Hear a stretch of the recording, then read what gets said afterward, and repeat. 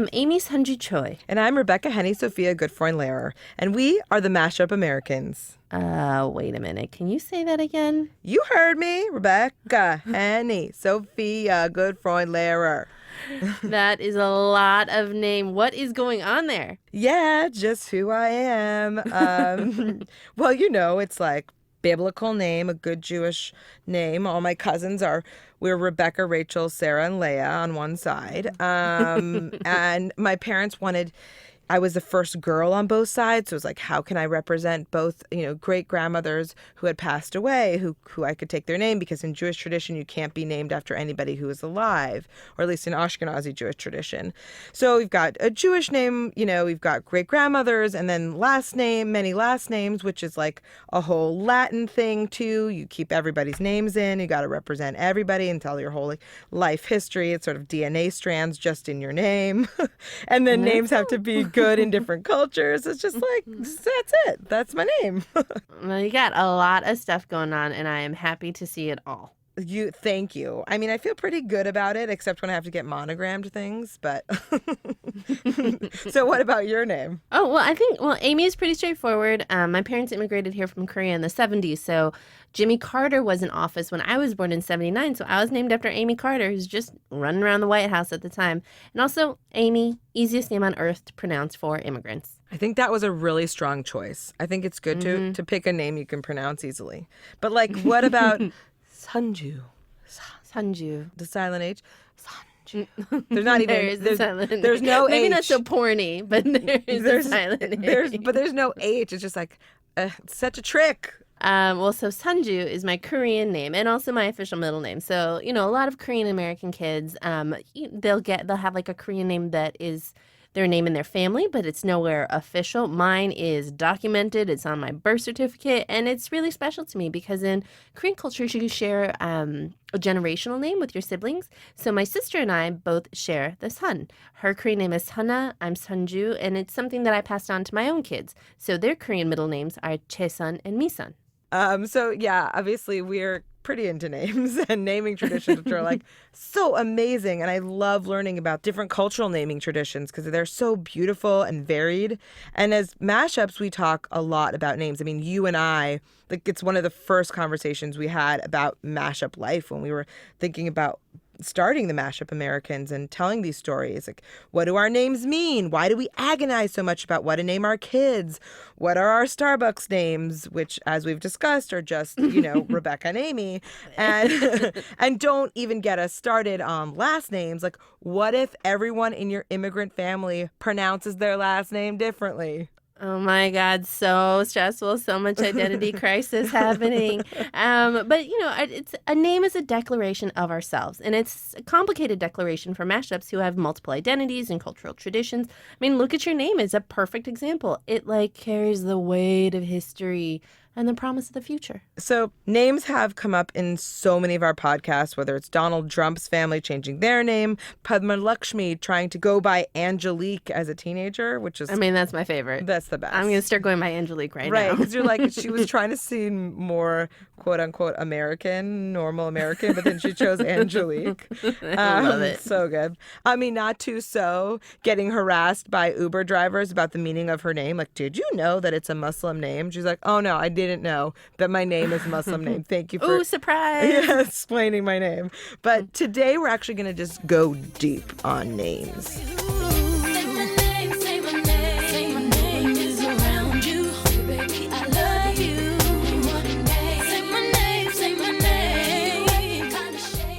Well, in just a bit, we'll talk to the author and researcher Laura Wattenberg, founder of Baby Name Wizard, and we'll learn that our obsession/anxiety with names at Mashup HQ actually makes us fit right into America. A single name, this little string of letters, can encode an enormous amount of information.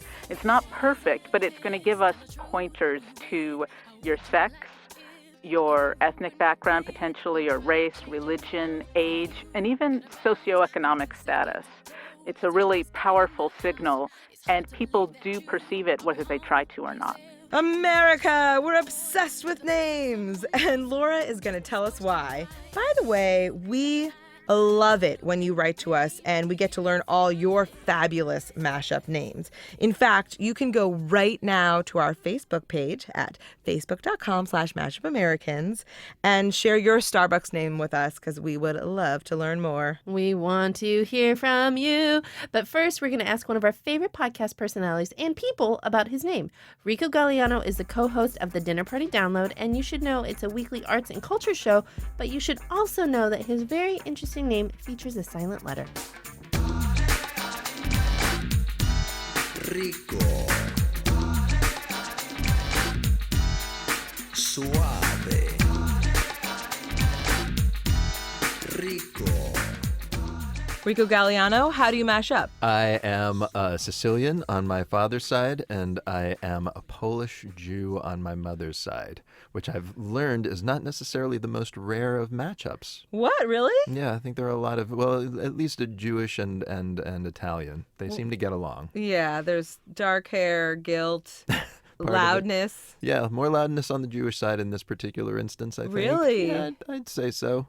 Definitely an emphasis on family and Swarthiness. to look at me, I think you'll see that there's not a lot of swarthiness going in. The Polish part of that combination Really seems won to out. dominate. Yeah. And when people hear my name and then they meet me, they're kind of like, that's not what I expected. Do you ever change your name for people in order to make it easy to pronounce? No. Okay. Rico seems to be pretty easy. In fact, something that's funny is that my name, which is actually the last name especially, is spelled kind of oddly for American Yeah. folk. Why do you spell it? Gagliano. Galliano. Yeah, and there's kind of a silent G in there. Yeah. So people tend to pronounce the extra G. If people are about to encounter me, they know it's a weird name, so they figure out how to pronounce it or come close anyway. Whereas my co-host, Brendan Francis Noonan, his name seems really easy, but his last name seems like a trick. It You want to is. say Newman, so they get his name wrong all the time. Yes. The most Anglo name there is. I feel like it's a tongue twister, which it's not. It's just surprising. Yeah, it's like that. Those consonants shouldn't be where they are. Yeah. Please say your name, full name. My professional name is Rico Galliano. My full name is Francis Enrico Galliano. Ooh. So you have a very majestic name. Is it a family name? My dad was Francis and his dad was Francis. Grandpa was Francis. Dad is Frank.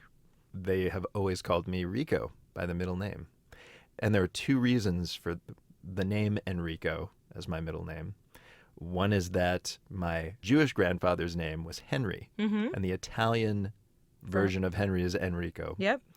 But also, while my mom was pregnant with me, she is a trained opera singer, and she was listening to Enrico Caruso. And then she read, I think on the LP cover or something, that they called him Rico. And she was like, what a cool name. So there was the double whammy of Henry and that they got to call me Rico after Enrico Caruso. But your Italian family was Francis is the name. Yeah. So not like Francisco. Apparently not, although maybe it was anglicized from Francisco or something. I have a friend in Italy named Francesco. Francesco, of course. I'm sorry. I made it Ciao. Spanish. Oh. Francesco sounds so cool. It's so nice. Did you ever have a fantasy name that you used before you realized how awesome your name is? Yeah. I wanted, for some reason, I wanted to be called Mark.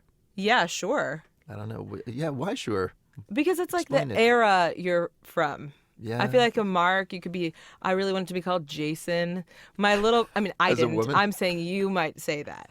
My little brother wanted to be called Chet. His name's Raphael. He was like, I want to be Chet. Chet's kind of cool. Chet Baker. A lot of good musicians named Yeah, Chet. but it wasn't because of that. It was like because in school there were two Chets in his elementary school class and they were just like very Cool. normal, you know. Why do kids want to be normal? I know. They're so into being normal. I know. really did. Okay, so Mark G, what's the best, worst pronunciation of your name that you've ever gotten? Oh, that's so easy. I had a substitute teacher in the suburbs of Pittsburgh who was a Southern lady, very lovely woman, Miss Spangler, if you're out there. Her name was Spangler. What a Yeah. great Southern name, So too. good. Star Spangler. Yeah. She was a really great teacher, actually, but I remember the first time she came into our class, she was like, okay, rice, jaglianus. Rice Jaglianus. Yeah, I still have a friend from high school who still calls me Rice Jaglianus. He thinks it's Definitely. I hilarious. will probably call you that from now on. Oh my God, Jaglianus. Yeah, what was yours? I don't have a complicated name to say, Rebecca Lehrer. I just have a lot of names. So it's Rebecca Henny Sophia Goodfriend Lehrer. Oh my God. And I think that is the part that really baffles people.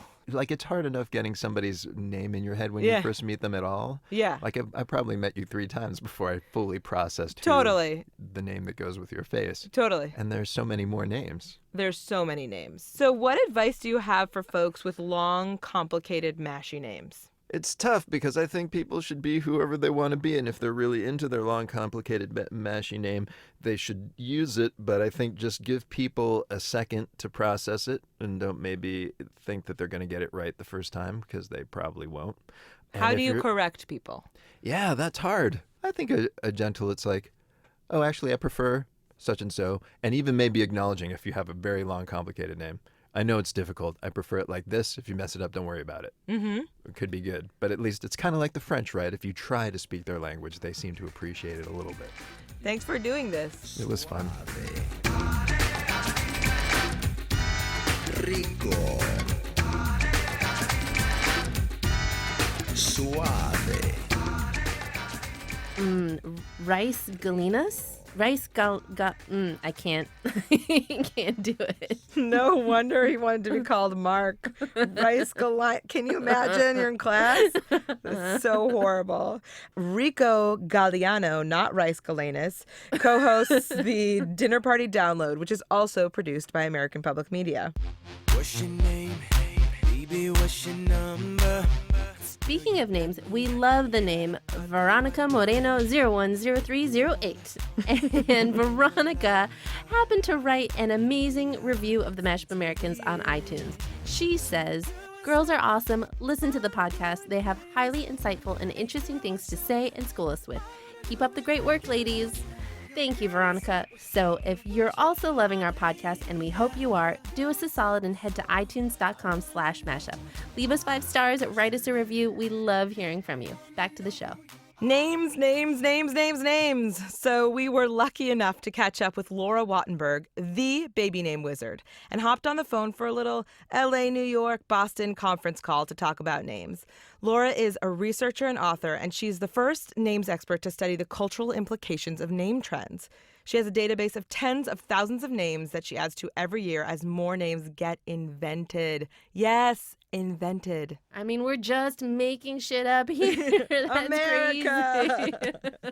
All right, here's Laura. Hi, my name is. What? My name is. My name is. Slim Sadie. Hi, my name is. My name is. I will be the first to say that names do matter, and I actually think they matter more than ever before because American naming culture has changed. It's almost like moving from an office with a dress code or a uniform to a wide open dress code office. Suddenly we have a lot more choices to make, and the choices we make say more. What is the American naming tradition? I think there are some fundamental bedrock assumptions that are so fundamental that most Americans don't even realize they're making them. And among those are the idea that parents choose names for newborns, they can choose any name they want, and just the very idea that names are some special privileged set of words that are separate from a normal vocabulary. None of those are universals. They're all very much part of this culture. I was just with a friend of mine from grad school last night who's from Nanjing, China. She has a son. And I said, "Oh, how did you name your son?" She said, "Well, first of all, my mother-in-law gave me a list of names. But then they actually chose the name through like a computer because they put in like when he was born and all the other factors like time and date and sex and all of that. And then it turns out he needed certain elements." Yes, absolutely. You have to have the right blend of the 5 elements. Or in some cultures in India and other parts of South Asia, you might consult an astrologer to find out an auspicious name given the stars and the moon at the time of the birth. The grandparent tradition, I love the combination of the grandparent and the computer is the perfect old and new. The grandparent tradition you see translating a little bit into Chinese American families, where it's common now for the parents to choose an American name and ask their their parents to choose a Chinese name. Mm. So you're both honoring tradition and kind of outsourcing the job to a more qualified party. Well, so what about, you mentioned this, that it's kind of going from having a uniform to being able to wear whatever you want. And before there was like kind of stricter rules around what names could be. And now the world seems to have like broken wide open for Americans naming their children or choosing their names. Why is that? It's really a profound change. If you look back to around 1960, the names Michael and David ranked among the top 5 names for boys in every single state in America. Are you talking was about my uncle and my dad? Oh, okay, cool. that was, and that's exactly it. That Michael and David in 1960 were popular in North and South, black and white, rich and poor. You cannot tell anything about the person from those names. So it is kind of like a uniform. It's a universal. Today, names like that are really hard to find. The culture, the naming culture has fractured, and that means there's a lot more disagreement, and every name signals more about where you come from. There were 2 phases to the shift that have kind of broken names wide open. And the first actually started in the 60s, particularly the late 60s, with the rise of individualism and also the Black Power movement. Up until that point, black and white Americans named roughly the same. So you start to see a split off at that point. But then, starting in the 90s, the combination of the internet and the rise of baby name statistics made people a little bit crazy. I don't say this in a bad way because this is my life's blood now. But we see names almost like usernames today, like they're supposed to be a unique identifier in the world system. We'll go to Google, type in a first and last name combination, and panic that it's taken. Wait, aren't you glad though that your name isn't like Laura Wattenberg 75 or whatever year you were born in at Well, and Yahoo? as it happens, as much as Wattenberg is not the most attractive name I could have possibly chosen, I did take my husband's name in part because my name is Laura Miller, and Laura Miller wouldn't have been just 75. I would have had to have a 5-digit number after it. So I do appreciate that there's something to be said for standing out, but there's also something to be said for fitting in. Can we talk about the African American naming tradition? So you mentioned the Black Power movement in the 60s, and that really impacted names. Up until the 1960s, there was pretty much a standard pool of American names, very much based in the English royal naming tradition. I mean, there was a time in England centuries ago when a quarter of all babies were named John and Mary. So that's sort of where we started out. Then, with the rise of the Black Power movement in the 60s, Afrocentric names became a symbol of pride, and it started a shift in the culture where the naming patterns diverged, which has led to some stereotyping based on certain patterns of names. A name like Barack Obama, a Kenyan name, will certainly trigger certain kinds of prejudices. But if you picture that instead he had a familiar American name like Tyrone Washington, that's not going to eliminate the prejudice. It's going to just shift it from maybe a xenophobia to American race relations. So do immigrants or first generation parents put more emphasis on how they name their children than many generation Americans? I think in the past, immigrants definitely sweated names more. And there was good reason for it. There are actually studies showing that if you look at immigrants from 100 years ago, those who changed their first names to more common American names actually did better economically. Mm. But in the last generation, I think for better or worse, American born parents have caught up in the angst race. There was an amazing study by economist David Filio who looked at pairs of siblings where one sibling had a name with markers of low socioeconomic status and another sibling in the same family didn't. That name with the negative markers made the child more likely to be left back in school, less likely to be recommended for gifted programs. Teachers were perceiving it and forming expectations, I'm sure not intentionally, that were shaping the children's futures. We're all at this point looking at what signals the names we choose send, because it's it's more divisive than ever before. Popular just means well liked. So the more we choose interesting, creative, unusual names, the more likely it is that someone's not going to like them. That's a part of the immigrant experience that I think more people perhaps should experience, which is having a moment when you ask, what should I be called? What do I want to represent me? Why are we all just accepting what our parents gave us? Oh, na, na, what's my name? Oh, na, na, what's my name? Now we'll hear from our friend Finn Gray Paul, a trans man, reading from an essay he wrote for the Mashup Americans on what it meant for him to choose his name to reflect his identity, hopes, and dreams when he transitioned. According to court documents on August 23, 2007, at the age of 26, my name became Finn Gray Paul. When you're trans, acts that appear neutral and everyday, like showing your ID at the grocery store, responding to roll call in the classroom, and introducing yourself to new people are not without many layers. Your name and body can out you, erase your identity, cause emotional harm, and instigate physical violence. I had to boil down my gender, queer values, and cultural heritage into a first, middle, and last name. I wanted my name to represent me, a package of gender queerness and soft masculinity. And so I landed on Finn, derived from the adventures of Huckleberry Finn. When I was a kid, I had a deep longing to be Huck Finn. I wanted to be that boy with his pants rolled up, floating down the Mississippi on a raft, free and escaping. Finn symbolized a playful freedom and was an American classic. In the last moment at the courthouse, I also kept part of my birth name, my last name, Paul. It's not often when you meet a stranger on the street that you up and tell them your aspirations, but trans names do just this. Trans names are not the dreams of the people who named you, but your own. What's my name? What's my name? You got me, and ain't nowhere that I'd be than with your arms around me. I think that for trans naming in particular, there are a lot of different goals. There are some people who want to choose a very clearly gender marked name to say, I want everyone who hears this to understand this is a feminine name.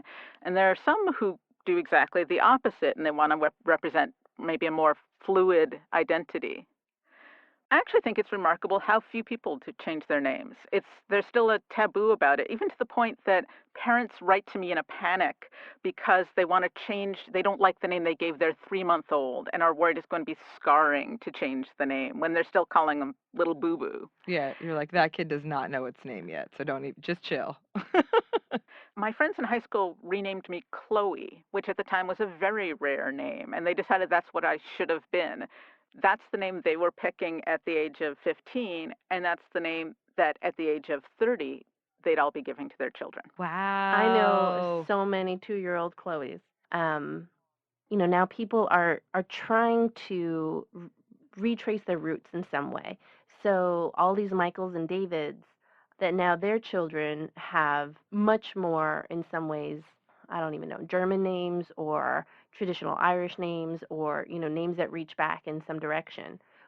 What do you think that is about? I do think there's a search for connection. Partially it's just a freedom that wasn't there in previous generations, both the immigrant generations who were trying really hard to fit into a new culture, and also even American-born generations who were in a very different naming place than we're in today. We talked about the idea that American names used to have a dress code. There used to be a really set small group of names that were normal names. Now that that isn't the case, there's a lot more freedom to express parts of yourself. In some cases, the act of choosing a name is choosing what ethnicity you've decided you are. I was looking at the rising popularity of Irish names a while back, and it turns out that the number of Americans who consider themselves Irish or to have Irish heritage is actually larger than the entire population of Ireland. It's like we're Irish by choice. If you have, 4 different grandparents and one is Irish, people are choosing that as an ethnicity. Can you tell us a little bit about name superstitions in different cultures? A lot of the traditions around naming date to a time when parents were, even more than today, concerned about infant mortality. Infant mortality rates used to be so high that you have traditions like in Ashkenazi Jewish culture of trying to keep the angel of death away with the choice of name, either by avoiding names of living relatives. You don't want him to take Right. the grandson instead of grandpa. Or there are traditional names like Alter, meaning old one, which is trying to fool the angel of death. What? Guys, my husband is named after the angel of death. Well, that's another way to fool him. He sees himself. He's like, I can't kill this guy, which is me. Now there's a stylish name. But many countries, from China to much of Africa, have a tradition of something like a milk name, it's called, that being given or at least called by a different name in childhood than you'll bear as an adult. In some cases, it would have been actually kind of an insulting name, like no bad spirits are going to come take dog boy. And then eventually you grow into the point where you're given or allowed to use your real name. What point does that happen? Like there's just something where like, you're okay. You're healthy enough. You're in. In some cases, it might be when you start school. In other cases, not until adulthood. It's part of the right of adulthood is that you become a man and you get a real name. Wow. So you wouldn't like get a name until your bar mitzvah? You'd be called something, in most cases at least. But that doesn't mean it's your real name. I think that there's actually something to be said for letting an adolescent reach a certain point and name themselves. That's one thing that no culture does. We're all across the world so obsessed with names that no culture gives up the right to name its children to them. What do you find to be like the most surprising or compelling naming traditions from around the world? One of the things that surprises Americans the most isn't so much a matter of tradition, but law. We take for granted that we can name our kids anything we want, but in many parts of the world, names are really tightly regulated. A lot of countries, like from Korea to Portugal to Denmark, have specific lists of names or characters that you are allowed to use, and you have to choose from that list.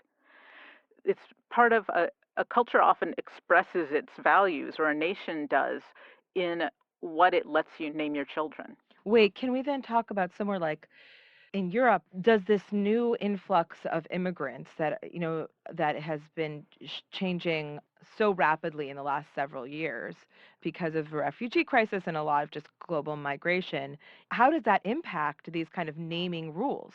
In some countries, there are actually explicit exceptions that in Portugal, there was a sort of a cultural purity basis to the law that you had to choose a name that was both Catholic and Portuguese. You couldn't even choose a Spanish Catholic name. But there were exceptions for different nationalities and different religions. You could go and register yourself as not being a Portuguese Catholic to get out of it. Wait, I mean, but then aren't you like, remember the Inquisition, like nearby? Exactly. Like, do we all want to register ourselves as like other, just in case? Fact, in France after World War II, there was an extraordinary name regulation where they said, looking at the Holocaust, looking at the events, and wanting to prevent anti-Semitism in the future, they were changing the name laws to allow anyone with a Jewish name to change it and pretend to not be Jewish. That was their solution to anti-Semitism, is to eliminate Jewishness. Oh, great. What? What a great solution. That seems really simple, right? It's just the easiest way. If nobody knows you're Jewish, no problem. Yeah. Well, so we've talked about this, there's this like revolution in naming culture. That Americans more than ever feel the anxiety of freedom. They feel like the anxiety of all this creativity and the pressure to kind of mark their children as who they're going to be and how they're going to compete on the global landscape forever and ever and ever. But so what are we really evolving towards? If there's all these changes happening, is there an end game? Is there some place that you see American naming culture landing? It's a great question because people will ask, well, when is this going to stop? When is the name creativity going to stop and we'll go back to traditional names? But I don't think that's possible because we're raising the next generation of parents today in an environment where they never saw our old normal. They never knew the generation of John and Mary or even Dave and Jen. Increasingly, the lines even between names and words are breaking down. You can invent more. You can turn surnames into first names. And I think that we're moving still in a direction of less and less consensus, which is good and bad in different ways. That was Laura Wattenberg, the baby name wizard. So basically, we have learned today that we are not alone in our obsession with names, and even though it gives us angst, it's pretty awesome that in America we can basically do whatever we want when it comes to our names. Side note, I don't think that we can eliminate anti-Semitism by just not having Jewish names. I'm gonna put that out there. Right, I agree with you on that one. We also learned that sometimes choice makes things harder, actually. Like, damn, there's so many choices, and we want them to reflect all of our aspirations. And we want all of our kids to know who they are and where they come from and be proud of it. And we want all of our families to be proud of the future we're creating. All of the weight of being a mashup American. I know, no pressure, love you, mean it. But we really do love you, listeners. We do love you. So don't forget to head to our Facebook page, facebook.com/mashupamericans, and tell us your Starbucks name. And with that, we leave you with the words of the immortal Marlo Stanfield. My name is my name. The Mashup Americans are me, Amy Sanju Choi. And me, Rebecca Sophia Goodfriend Lehrer. Our producer today was Jocelyn Gonzalez. Our show is produced by American Public Media and Southern California Public Radio, KPCC. We're also supported in part by an award from the National Endowment for the Arts on the web at arts.gov. Besos! Ciao! Baby, you say my name.